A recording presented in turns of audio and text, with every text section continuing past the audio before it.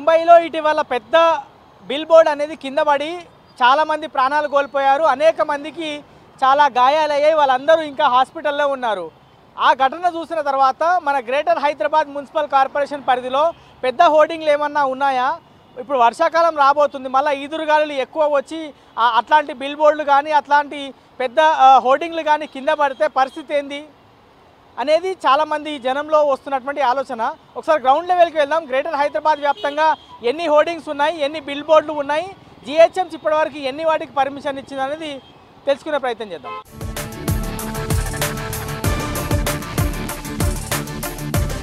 Greater హైదరాబాద్లో hoardings అనేది ban. 2020 నుంచి హైదరాబాద్లో ఎక్కడ కూడా మనకి హోర్డింగ్స్ పెద్దగా కనిపించవు.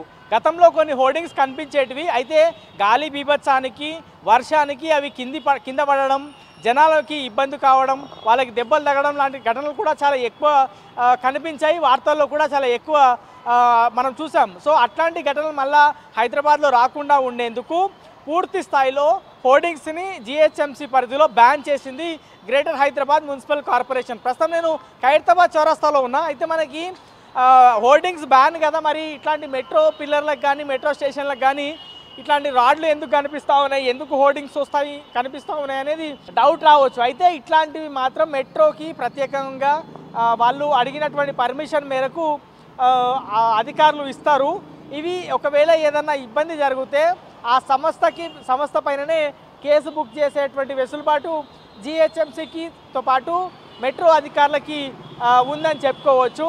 ఇట్లాంటి హోర్డింగ్స్ మాత్రమే మనకు కనిపిస్తాయి, కానీ పెద్ద పెద్ద బిల్ బోర్డ్స్ కానీ పెద్ద పెద్ద హోర్డింగ్స్ కానీ గ్రేటర్ హైదరాబాద్లో మనకి ఎక్కడా కూడా కనిపించవు.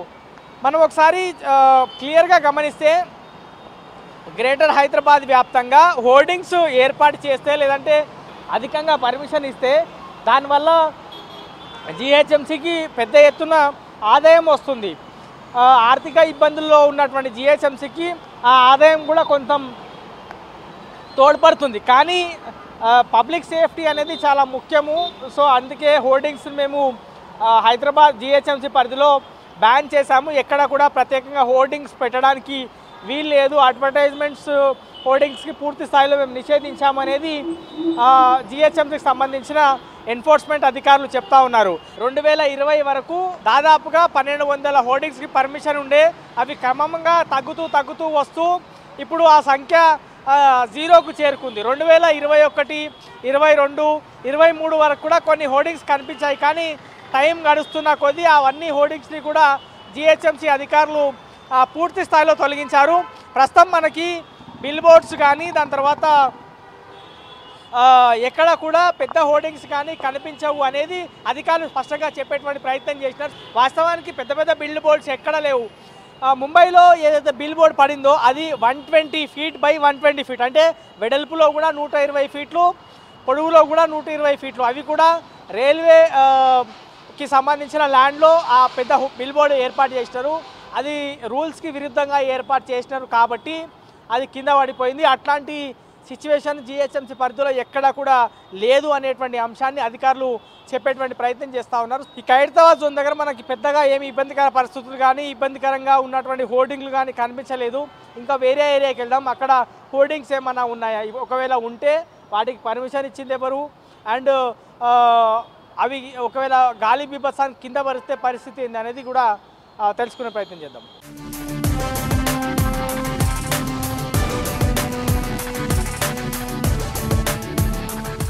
హైదరాబాద్లో పెద్ద పెద్ద హోర్డింగ్స్ కానీ ప్రైవేట్ ప్లేసుల్లో హోర్డింగ్స్ కూడా అనుమతి లేదు. బేసిక్గా రోడ్డు మీద గతంలో జిహెచ్ఎంసీ ఆమ్దాని కోసం అంటే హోర్డింగ్స్ ఏర్పాటు చేస్తే మనకి ఆదాయం వస్తుంది కదా అనే ఉద్దేశంతో హోర్డింగ్స్కి పర్మిషన్ ఇచ్చేది. కానీ ఇప్పుడు అట్లాంటి పరిస్థితి లేదు. అయితే కొన్ని ప్రైవేటు ప్రాపర్టీస్ మీద హోర్డింగ్స్ కనిపిస్తాయి.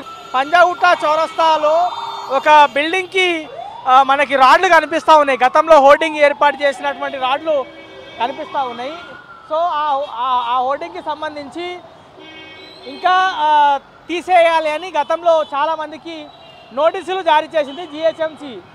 గతంలో నోటీసులు జారీ చేసినప్పటికీ కూడా ప్రైవేట్ ప్రాపర్టీకి సంబంధించిన వాళ్ళు హోర్డింగ్స్ క్లియర్ చేయలేదు అనేది ప్రస్తుతం మనము చూస్తున్నటువంటి దృశ్యం. ఇగో ఇటువైపు ఒక హోర్డింగ్ ఒకవేళ బాగా గాలి వీచి వర్షం పడితే అది హోర్డింగ్ కింద ఐరన్ రాడ్ కింద పడవచ్చు.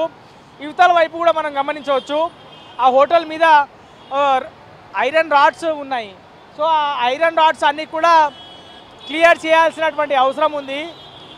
ఇప్పుడు వాటన్నిటినీ కూడా ప్రైవేట్ ప్రాపర్టీస్ మీద ఉన్నటువంటి ఐరన్ రాడ్స్ కూడా పూర్తి స్థాయిలో తీసేయాలి అని అధికారులు చెప్పినప్పటికీ కూడా జనము పూర్తి స్థాయిలో వినకపోవడంతో ఇంకా చాలా ప్రైవేట్ ప్రాపర్టీస్ పైన మనకి ప్రస్తుతం చూస్తున్నటువంటి స్టీల్ రాడ్స్ హోర్డింగ్కి సంబంధించినటువంటి రాడ్స్ కనిపిస్తూ ఉన్నాయి. ఒకవేళ ఈ విధంగానే జనం కూడా నిర్లక్ష్యంగా వ్యవహరిస్తే వర్షం ఎక్కువ అయినా వర్షాకాలంలో ఈదురుగాలు ఎక్కువ వచ్చినా సరే ఇబ్బందికర పరిస్థితులు ఉత్పన్నమయ్యేటువంటి అవకాశం ఉంది.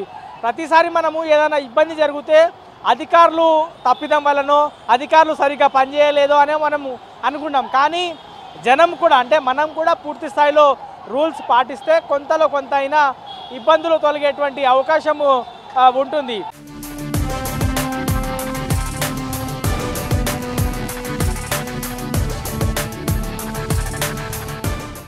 ఇట్లాంటి యూనిపోల్స్ కూడా హైదరాబాద్లోని ప్రధాన రోడ్ల మీద ఎక్కడ కూడా ఉండకూడదు. కానీ ఇట్లాంటివి ఇప్పుడు మళ్ళా కనిపిస్తూ ఉన్నాయి. దీనిపైన ప్రధానంగా దృష్టి నెలకొన్నది. ముంబైలో జరిగినటువంటి ఒక బిల్ బోర్డ్ కింద పడిన ఘటన తర్వాత ఇట్లాంటి బిల్ బోర్డ్స్ పైన చాలామంది దృష్టి నెలకొన్నది. 15 ఫీట్లుకి మించి ఎక్కువ బిల్ బోర్డ్స్ కానీ హోర్డింగ్స్ కానీ ఉండొద్దు అనేది ఒక రూల్. అయితే ఇప్పుడు అవి కూడా లేదు. కొత్తగా ఇంకొక కొత్త పాలసీని జిహెచ్ఎంసీ రూపొందిస్తుంది. అందులో ఇంకా ఎక్కువ హైట్లో ఉన్నటువంటి బిల్ బోర్డ్స్ పెట్టుకోవచ్చా, అంతకన్నా తక్కువ హైట్లో ఉన్నటువంటి హోర్డింగ్స్ పెట్టుకోవచ్చా అనేది కొత్త పాలసీ. కొత్త గవర్నమెంట్ వచ్చింది కాబట్టి గవర్నమెంట్తో మాట్లాడిన తర్వాత అదొక పాలసీ రూపొందించే పనిలో ప్రస్తుతం జిహెచ్ఎంసీ ఉంది. అయితే ఇప్పటివరకు నిషేధం ఉన్నటువంటి హోర్డింగ్స్ కానీ బిల్ బోర్డ్స్ కానీ యూనిపోల్స్ కానీ అన్నీ కూడా తొలగించాల్సినటువంటి అవసరం ఉంది. ప్రధానమైనటువంటి రోడ్డు మీద ఇట్లాంటి రాడ్లు కనిపించడం, ఈదురుగాలు ఎక్కువ వస్తే అది నేరుగా జనాల మీదకి పడిపోవడం లేదంటే వాహనదారుల మీద పడి బాగా డ్యామేజ్ చేసేటువంటి సిచ్యువేషన్ ఉత్పన్నమయ్యేటువంటి అవకాశం ఉంది. హైదరాబాద్ వాసితో మాట్లాడదాం. అన్న, హోర్డింగ్స్ హైదరాబాద్లో ఉన్నాయా? మొన్న ముంబైలో జరిగిన సీన్ మీరు చూసే ఉంటారు కదా. ఉన్నాయండి, మరి ముంబై అంతా లేదు కానీ కొంచెం మన హైదరాబాద్ కొంచెం బెటరే ఉందండి. కాకపోతే ఏంటంటే ముంబైలో మొన్న ఘాట్ కొప్పర్ దగ్గర ఒక హోర్డింగ్ 140 ఫీట్ ఉంటుందండి.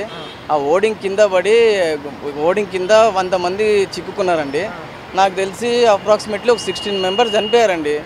అది మన హైదరాబాద్లో మన తెలంగాణలో కాకుండా చూసుకోవాలండి. మీకు జిహెచ్ఎంసీ పరిధిలో ఏదైనా పెద్ద హోర్డింగ్ కనబడుతుంది అన్న మీకు ఇక్కడ చూస్తే?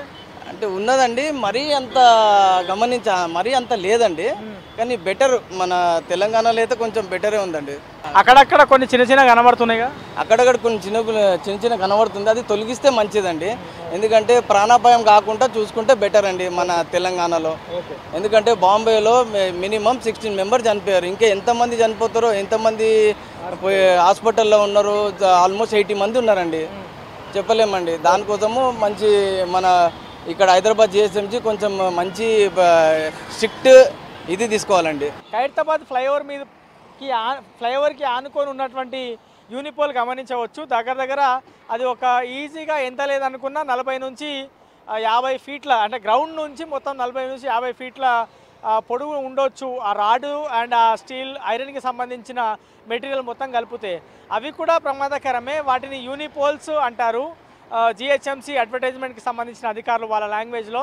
అయితే అవి కూడా ప్రమాదకరమే. ఇప్పుడు ఈదురుగాలులు ఎక్కువ వచ్చినా లేదంటే వర్షాలు అధికంగా పడ్డా అది కూడా కింద పడేటువంటి అవకాశం ఉంది. అట్లాంటి వాటికి పూర్తి స్థాయిలో పర్మిషన్లు తొలగించినప్పటికీ కూడా కొన్ని ఇంకా ఆ విధంగానే కొనసాగుతున్నాయి. మనకున్నటువంటి సమాచారం మేరకు అది రైల్వేకి సంబంధించిన అధికారులు తొలగించాల్సి ఉంది. రైల్వే అధికారుల పర్మిషన్తోనే ఆ పెద్ద యూనిపోల్ని ఏర్పాటు చేశారు. సో ఆ యూనిపోల్ని తొందరగా తొలగిస్తే వర్షాకాలం వచ్చేలోపు అంటే ఇక్కడ నుంచి ట్రావెల్ అయ్యే వాళ్ళకి కొంతమేళ ఇబ్బందులు దూరం చేసిన వాళ్ళు అవుతారనేది స్పష్టమవుతుంది. ఇది ఓవరాల్గా గ్రేటర్ హైదరాబాద్ వ్యాప్తంగా ఉన్నటువంటి హోర్డింగ్స్, బిల్ బోర్డ్స్, జిహెచ్ఎంసీ అధికారులు తీసుకుంటున్నటువంటి చర్యలపైన పూర్తి అప్డేట్. కెమెరామెన్ శ్యామ్తో శ్రవణ్, V6 న్యూస్, హైదరాబాద్ నుంచి.